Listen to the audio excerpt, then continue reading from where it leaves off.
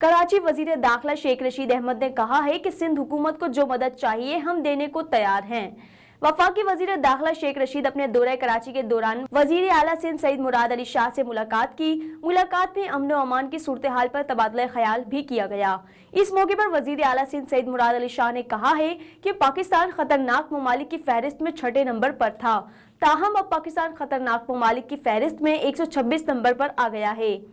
उन्होंने कहा है कि कुछ दिन पहले तक एंडोरेंस सिंध में काफिलों की सूरत में सफर करना पड़ता था, लेकिन फिर 2007 में हुकूमत ने हाईवेज के अतराफ में ऑपरेशन किया और उन्हें महफूज बनाया। कराची में भी नोगो एरियाज बने हुए थे। वजीर आला सिंध ने बताया है कि गड्डू से कोटी बैराज तक कच्चे के इलाके में 6 किलोमीटर चौड़ा जंगल है, जबकि कश्मीर के मकाम पर पंजाब, बलूचिस्तान और सिंध की सरहदें मिलती हैं।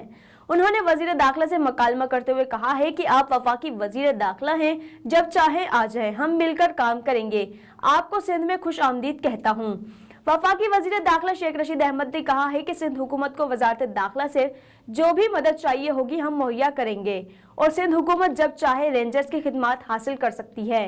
उन्होंने कहा है कि सूबे में अमन व अमान कायम रखना सूबाई हुकूमत की जिम्मेदारी है और सिंध हुकूमत को जो मदद चाहिए हम देने को तैयार हैं।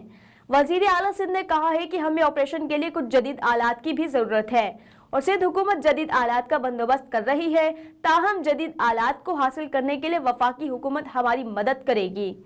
उन्होंने वजीर दाखिला को बताया है कि सिंध के जंगल में जुराइम पेशा अफराद का डेरा है और दरिया में पानी आने से रास्ता बंद कर देते हैं। शिकारपुर के कच्चे से ऑपरेशन में 23 मई को पुलिस ने 28 मगवियों को बाजियाब करवाया। मुराद अली शाह ने कहा है कि बख्तरबंद गाड़ियां खराब होने के बायस डाकुओं ने हमला किया और शिकारपुर में हमले में 2 पुलिस एहलकार शहीद हो गए।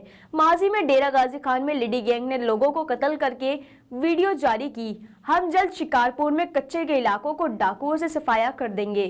वजीर दाखिला ने कहा है कि डाकुओं के खिलाफ दहशतगर्दी के मुकदमात दर्ज कराए जाएंगे।